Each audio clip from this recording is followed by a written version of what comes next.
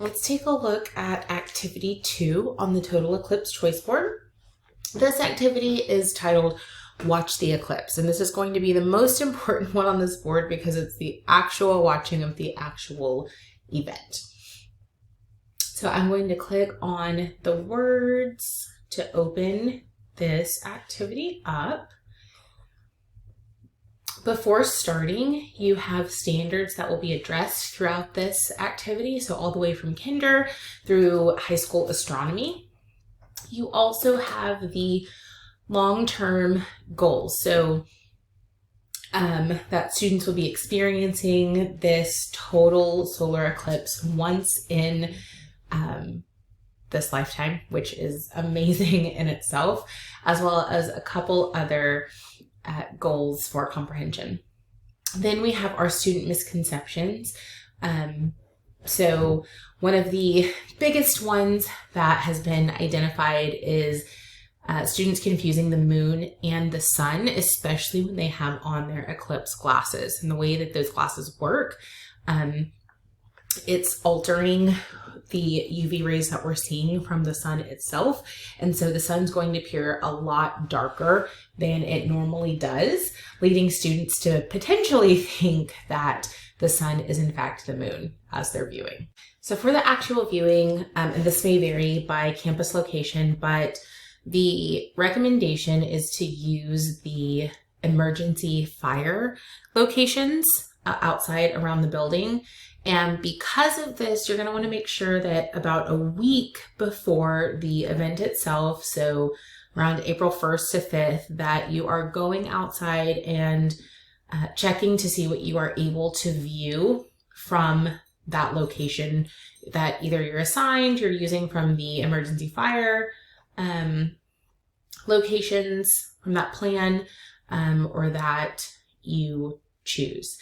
You'll want to go out around 1:30, 1:40 to see what the location of the sun is. And if you're able to view it from that spot, make sure there's no buildings in the way, trees in the way, other objects like that. That way, when you get outside, if you do notice that there are some objects that are impeding your ability to see the eclipse, you're not having to move a whole classroom or grade level of students around to make sure they're able to see the event as well.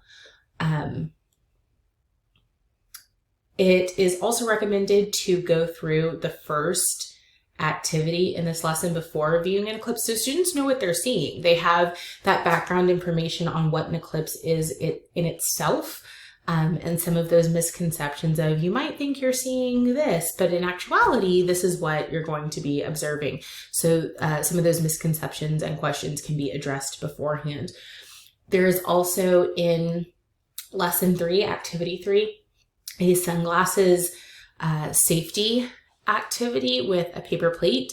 Now this is geared more toward younger students that you think might take their glasses off and try to look at the sun, or maybe even older students that might try to sneak a peek, but it is a time-intensive activity, and we'll look at that in another video. So throughout this, you'll see a graphic that shows when the partial eclipse for our area in Garland is beginning and when it ends. And so as you can see, this is pretty close to a 3-hour event in itself. What we really, really, really want students to be able to see is when totality begins, so around that 1:41 mark, and when totality ends, about 4 minutes later. That way they're able to see kind of the change as the moon crosses in front of the sun, and they're able to experience not only the shadow that's being created, but also the temperature changes and the light changes and all those other great observable moments during that time. It's recommended that you take them out just kind of at the beginning of the partial eclipse so they can see how it's starting, and then again when totality begins, when it ends, and then at that partial eclipse end. so that they can see those 5 different phases that the eclipse is passing through. To make sure that they don't miss that totality portion right there, we're also recommending going outside around 1:30. We know it's about 10 minutes earlier. They'll still be able to see some of that partial eclipse as it starts to move into totality, but then they definitely won't miss anything, and they can see all of those changes that are occurring. It's going to be an amazing event to see. You can also see phases of the eclipse that students will be witnessing. So that first contact all the way through 4th contact. In addition to these 2 graphics, which you can access through the link here to grab in the Google Drive folder, you also have access to these 2 links above the phases of the eclipse graphic.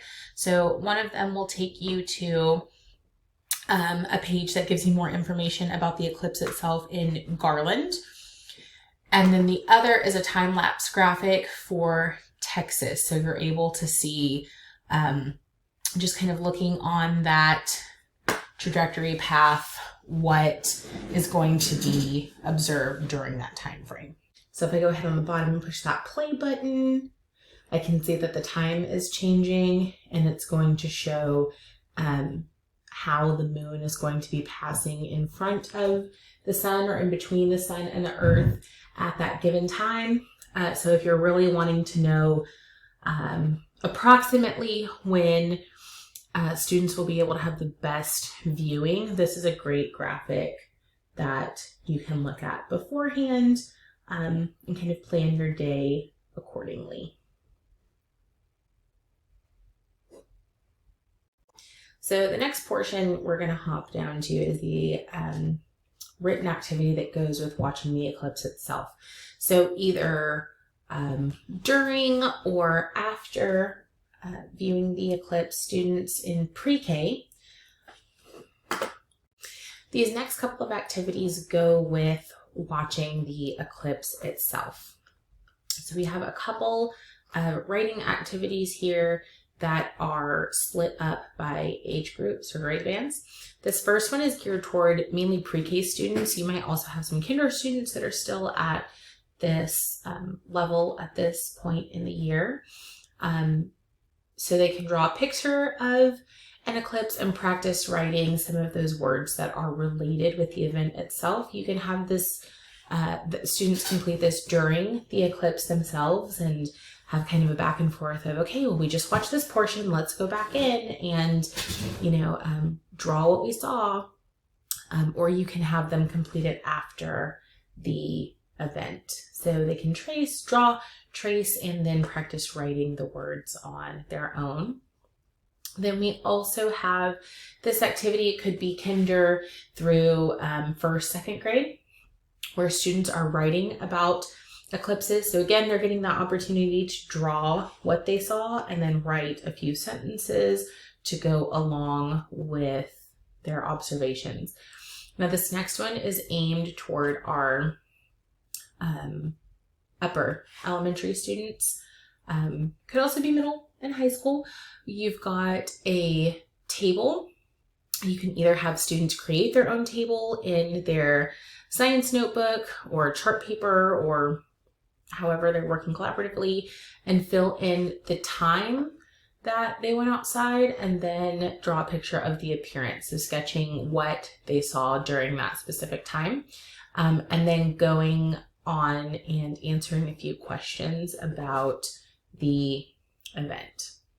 And our last part, especially in 5th grade, we know that CER, having that writing piece, is so important. And it's what students are going to be experiencing on their STAR test again this year with our new item types. So there is a CER, a claim evidence reasoning piece, where students can write which moon phase the moon will be in during a solar eclipse and what happens during a total solar eclipse. So they have opportunity to make their claim, give evidence, and then provide that reasoning from their experiences.